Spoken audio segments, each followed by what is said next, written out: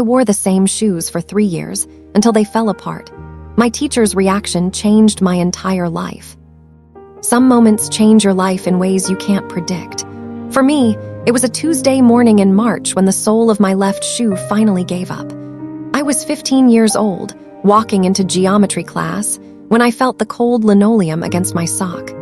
The duct tape I'd been using to hold it together had finally failed. I tried to play it off, laughed like it was funny, like it didn't matter that my shoes had holes so big you could see through them, like I wasn't wearing the same pair I'd gotten in 7th grade, back when my dad still had a job and we didn't choose between electricity and groceries. My classmates laughed with me, but Mrs. Chen, my geometry teacher, didn't laugh at all. She just looked at my feet with an expression I couldn't read.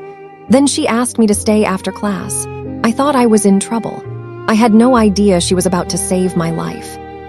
The breaking point. The sole made a wet slapping sound as I walked to Mrs. Chen's desk after the bell rang. Everyone else had cleared out, rushing to lunch, and suddenly I felt very alone in that empty classroom. "Marcus," she said gently, "how long have you been wearing those shoes?" I shrugged, trying to seem casual. "I don't know, a while." A while meaning 3 years, maybe. I couldn't look at her. Just stared at the posters on the wall about geometric theorems like they were the most fascinating things I'd ever seen. She was quiet for a moment. Then, "Why haven't you got new ones?" That's when something inside me cracked. Maybe it was the kindness in her voice. Maybe it was because I was just so tired of pretending everything was fine. But I told her the truth. Because we can't afford them. The story comes out. I told her everything. About my dad losing his job at the factory 2 years ago. About my mom working double shifts at the diner but barely making enough for rent. About my little sister needing new glasses we couldn't afford. About how I'd stopped growing in 8th grade, thank God, so my shoes and clothes still technically fit, even if they were falling apart. Mrs. Chen listened without interrupting. Didn't offer platitudes about how things would get better or how I should stay positive. She just listened. When I finished, she opened her desk drawer and pulled out her purse. "No," I said immediately, backing up. "I'm not taking charity. I didn't tell you so, you'd." "Marcus, stop." Her voice was firm but kind. "I'm not giving you money, but I am going to help you if you'll let me." I didn't know what to say to that. The shopping trip. That Saturday, Mrs. Chen picked me up in her old Honda Civic. She drove us to an outlet mall 40 minutes away where everything was discounted. "I'm buying you shoes," she said when we pulled into the parking lot. "And a couple pairs of pants, and some shirts. That's non-negotiable. But you're going to help me pick them out, and you're going to let me do this without fighting me on it, understood?" I nodded, throat too tight to speak. We spent 3 hours in that mall. She bought me 2 pairs of shoes, one for school, one for everything else, 4 pairs of jeans, 6 shirts, socks, a winter jacket that actually fit. The total came to just under $200, which I knew was a lot for a teacher. When I tried to thank her, she waved me off. "I'm not done yet," she said. "Tomorrow, you're coming to my house." The real gift. Mrs. Chen's house was small but immaculate. She led me to her dining room table where she'd laid out papers, folders, and her laptop. "Sit," she said, so I did. "Marcus, you're one of the smartest students I've ever taught. Your test scores are exceptional. Your understanding of advanced mathematics is college level, but you're going to fail high school if something doesn't change." I stared at my new shoes. She was right. I was failing English and history because I couldn't afford the books.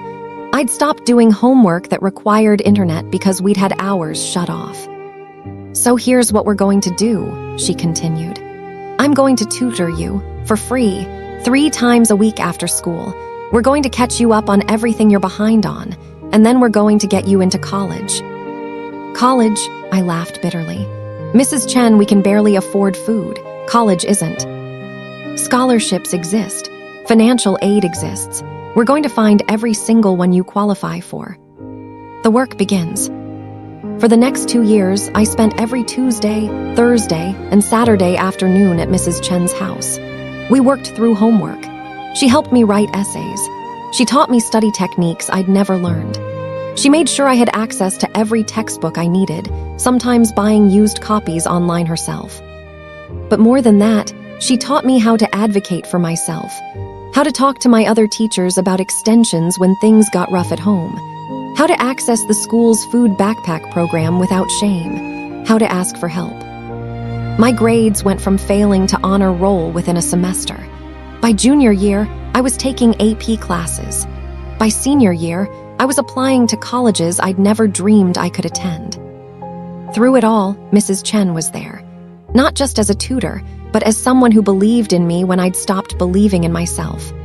The envelope. The acceptance letter from UCLA came on a Thursday in March.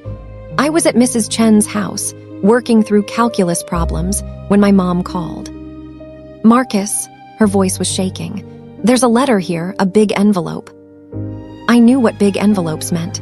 Small envelopes were rejections. Big envelopes were acceptances. Mrs. Chen drove me home immediately. My mom was standing on our apartment's front steps, holding the envelope like it might disappear if she moved too fast. My little sister was crying happy tears. Inside was my acceptance letter, full ride scholarship, room and board included, everything covered. I'd done it. Against every odd, every obstacle, every moment when I wanted to give up, I'd done it. I looked at Mrs. Chen, who was crying too. "Thank you," I said, but the words felt completely inadequate for what she'd given me. "You did this, Marcus," she said. "I just helped you see that you could." Paying it forward. I graduated from UCLA 4 years later with a degree in mathematics education. I became a teacher, not because the pay was great, it wasn't. Not because it was easy, it isn't. I became a teacher because of Mrs. Chen. Now I teach at a high school in South Los Angeles. I see kids wearing shoes with holes. Kids who skip lunch because they can't afford it. Kids who are brilliant but convinced they have no future because poverty has taught them to expect nothing. And when I see those kids, I think about a Tuesday in March when my shoe fell apart. I think about a teacher who saw past my embarrassment to the potential underneath. I keep extra shoes in my classroom closet now. Different sizes. I keep granola bars and school supplies. I tutor after school 3 times a week, just like Mrs. Chen did for me. Because one person believing in you can change everything. The reunion. Mrs. Chen retired last year. The school threw her a party, and I drove 6 hours from LA to be there. She cried when she saw me. We hugged for a long time. "Look at you," she said, holding me at arm's length. "A teacher, I'm so proud of you." I learned from the best. We talked for hours at that party. I told her about my students, about the kids I was helping the same way she'd helped me, about the scholarship fund I'd started in her name for students facing financial hardship. "You know what the best part is," she said. "Every student you help will help others. Kindness multiplies, Marcus, you're proof of that." She was right. I was one kid with broken shoes. She helped me. Now I help others. Those others will help more. That's how you change the world. One pair of shoes at a time. The morality of small acts. People often ask me what the moral of my story is. They want something simple, something tidy. Here's what I tell them. There are kids all around you who are drowning quietly. They're wearing the same clothes every day. They're skipping meals. They're brilliant and broken and convinced they don't matter. You have the power to change that. Not by saving everyone, nobody can do that, but by seeing one person, really seeing them, by offering help without judgment, by believing in someone who's forgotten how to believe in themselves. Mrs. Chen didn't just buy me shoes. She gave me dignity. She gave me hope. She showed me that my circumstances didn't define my worth or limit my future. That's the real gift. Not the material things, though those mattered too, but the message underneath. You are seen. You are valued. You are worth investing in. That message saved my life, and now I spend every day trying to pass it on. The deeper morality, lessons that last forever. The truth is, my story isn't unique. There are thousands of Mrs. Chens out there. Teachers, neighbors, coaches, mentors who see struggling kids and choose to act. And there are millions of kids like I was, trying to survive with dignity while the world tells them they're not enough. What makes the difference is the choice we make when we see someone suffering. Do we look away? Do we judge? Do we assume it's not our problem? Or do we ask them to stay after class? Mrs. Chen taught me geometry, but the real lessons were these. Poverty is not a moral failing. Being poor doesn't make you less intelligent, less worthy, or less deserving of opportunity. It's a circumstance, not a character flaw. Pride shouldn't prevent survival. I almost didn't accept her help because I was too proud to take charity. But accepting help when you need it isn't weakness, it's wisdom. Small actions create massive ripples. Mrs. Chen spent $200 on clothes and gave me a few hours a week. That investment has now touched hundreds of students through my teaching. Those students will touch thousands more. Kindness is exponential. Everyone has something to give. You don't need to be rich to change someone's life. Mrs. Chen was a public school teacher. She didn't have wealth, but she had time, knowledge, and compassion. That was enough. See people, not circumstances. Mrs. Chen didn't see the poor kid with broken shoes. She saw Marcus, a student with potential who needed support. That perspective shift changes everything. The shoes were just shoes. They wore out and I replaced them, just like I've replaced dozens of pairs since. But what Mrs. Chen gave me, the belief that I mattered, that I was capable, that my future wasn't predetermined by my present, that never wears out. I carry that with me every single day.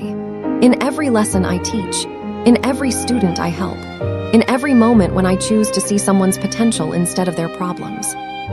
That's the real moral of this story. We all have the power to change someone's life. We just have to choose to use it. So look around. See who's struggling. See who's wearing broken shoes and trying to pretend they're fine. And then ask them to stay after class. You never know. You might just save their life.